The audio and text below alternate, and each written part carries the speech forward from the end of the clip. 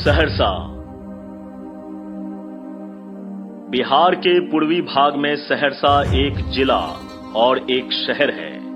यह कोसी नदी के पूर्वी तट के पास स्थित जिले के प्रशासनिक मुख्यालय के रूप में कार्य करता है और कोसी डिवीजन का एक संभागीय मुख्यालय भी है।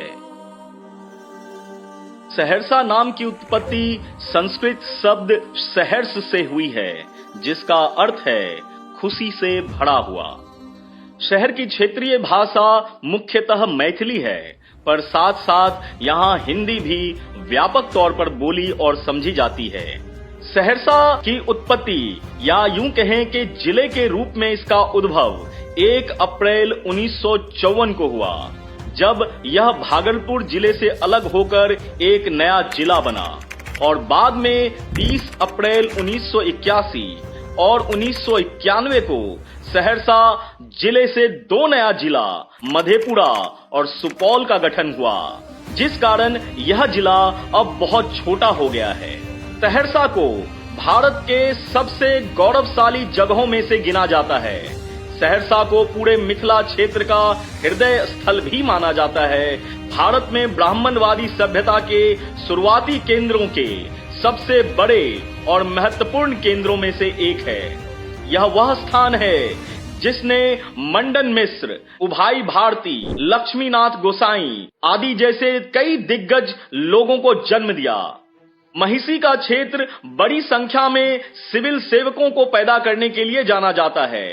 दुनिया की सबसे बड़ी बौद्धिक बातचीत में से एक, जिसे शास्त्रार्थ भी कहा जाता है या अंग्रेजी में जिसे डिबेट कहते हैं, वो इसी जमीन पर मंडन मिश्र और उस समय सिर्फ 20 वर्ष की आयु में रहे शंकराचार्य के बीच हुई थी। जी हाँ, महिषी गांव ये वो जगह है जहां पर आज से हजारों साल पहले मंडन मिश्र और शंकराचार्य के बीच एक शास्त्रार्थ हुई थी, जिसमें मंडन मिश्र को हार का सामना करना पड़ा था और उसके उपरांत मंडन मिश्र की धर्मपत्नी विदुषी भारती ने शंकराचार्य को शास्त्रार्थ के लिए आमंत्रित किया था। पूरे देश में जब गांव-गांव दौड़ा करके शंकराचार्य धर्म का प्रचार कर रहे थे, इसी बीच उनका सामना विदुषी भारती से हुआ, जिसे बाद में उन्होंने शास्त्रार्थ में हराकर यह साबित किया कि धर्म सर्वोपरि है। सहरसा राजा विराट की भूमि सोनबरसा प्रखंड के विराटपुर गांव स्थित मां चंडिका स्थान सहरसा क्षेत्र की एक धरोहर है। यहाँ महाभारत काल में पांडवों ने अपने अज्ञातवास के दौरान देवी मां की पूजा की थी। पुरातत्व विभाग की खुदाई में हजारों साल पुराने अवशेष मिले हैं जो इस बात की पुष्टि करते हैं। कहा जाता है कि यह मंदिर हजारों साल से भी अखंड पुराना है और यहाँ मां चंडी स्वयं प्रकट हुई थी। ऐसा माना जाता है कि महाभारत काल में जब अज्ञातवास के दौरान पांडवों ने मां चंडी की पूजा अर्चना की, तो कई दिनों की पूजा के बाद मां प्रसन्न हुई और पांडवों को जीत का आशीर्वाद भी दिया। यह पूरे भारत में प्रसिद्ध सिद्ध पीठों में से एक है और जो आज भी जीवंत अवस्था में है। सहरसा और इसके आसपास के क्षेत्र समतल जलोढ़ मैदान पर स्थित हैं, जो कोसी नदी के बेसिन का एक हिस्सा है। यह शहर कोसी जलोढ़ मेगाफेन में स्थित है, जो दुनिया के सबसे बड़े जलोढ़ फैन में से एक है। इसलिए यह पूरी भूमि बेहद उपजाऊ है। सहरसा की मिट्टी भारत में सर्वोत्तम गुणवत्ता वाले मकई और मखाना का एक प्रमुख उत्पादक भी है।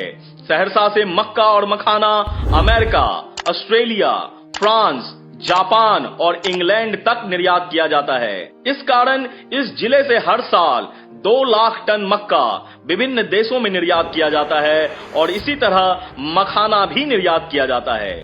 यह क्षेत्र बड़े पैमाने पर सागवान, एप्पल बेर या टी टेक्टोना ग्रैंडिस को भी उगाता है और कई जगहों पर यह देखने को मिल जाता है।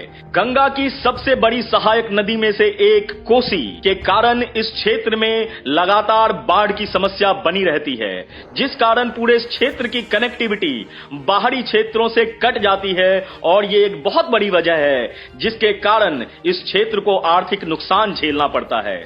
सहरसा बिहार के अन्य हिस्सों से अच्छी तरह से जुड़ा हुआ है। भारत सरकार ने इस शहर को राज्य के हाईवे के हब के रूप में चयन किया है। हाल ही में केंद्र सरकार ने 4 राष्ट्रीय राजमार्ग, जिसमें एक 6 लेन एक्सप्रेसवे भी शामिल है, उसको भी मंजूरी दी है। सहरसा पूर्णिया 4 लेन मार्ग NH 107, सहरसा सुपौल 4 लेन मार्ग NH 327E, सहरसा मधुबनी 4 लेन राजमार्ग NH 527E, गोरखपुर सिलीगुड़ी 6 लेन एक्सप्रेसवे।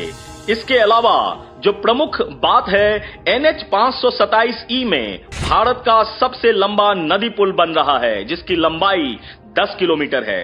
यह राजमार्ग दरभंगा, समस्तीपुर, हजारीबाग जैसे कई शहरों को जोड़ता है। सहरसा के कुछ प्रमुख दार्शनिक स्थलों में शामिल हैं संत कारू खिरहरी मंदिर, जो कि महपुरा में है, श्री उग्रतारा स्थान जो महिसी गांव में है, सूर्य मंदिर जो कंदाहा में अवस्थित है, मत्स्यगंधा झील जो मत्स्यगंधा में है, और रक्त काली मंदिर पूरे सहरसा में बेहद प्रसिद्ध है। और वहीं बाबा जी की कुटी जो कि बनगांव में अवस्थित है।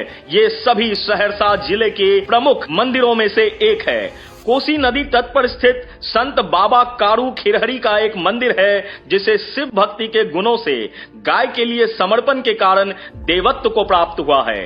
नेपाल सहित कई क्षेत्रों से लोग खिरहरी बाबा को दूध की पेशकश करने यहाँ पहुँचते हैं। यह स्थान कोसी नदी के मुहाने पर स्थित है और हाल ही में बिहार सरकार ने करू खिरहारी मंदिर को एक प्रमुख पर्यटन स्थल के रूप में विकसित करने की घोषणा की है। वहीं सूर्य मंदिर कंदाहा, जो कि बेहद प्रमुख धार्मिक स्थल है और जिसे भारतीय पुरातत्व सर्वेक्षण के द्वारा महाराष्ट्र के औरंगाबाद जिले के तरह विधिवत मान्यता दी गई है। यह कंदाहा में 7 घोड़ों के रथ पर सवार सूर्य भगवान की भव्य मूर्ति की एक ग्रेनाइट स्लैब पर उकेरी गई प्रतिमा है। गर्भगृह के द्वार पर शिलालेख अंकित हैं, जिन्हें इतिहासकारों ने समझा है और जिससे यह पुष्टि होती है कि यह सूर्य मंदिर कर्नाट राजवंश के राजा नरसिम्हादेव के काल में बनाया गया था, जिन्होंने 14वीं शताब्दी में मिथिला पर शासन किया। ऐसा कहा जाता है कि काला पहाड़ नाम के एक क्रूर मुगल सम्राट ने मंदिर को क्षतिग्रस्त कर दिया था, जिसे प्रसिद्ध संत कवि लक्ष्मीनाथ गोसाई ने पुनर्निर्मित कराया। मत्स्यगंधा झील, जो कि मत्स्यगंधा में अवस्थित है, सहरसा जिले के 70 कटैया ब्लॉक में एक कृत्रिम झील है। यह लगभग 1.5 किलोमीटर लंबा और 200 मीटर चौड़ा है।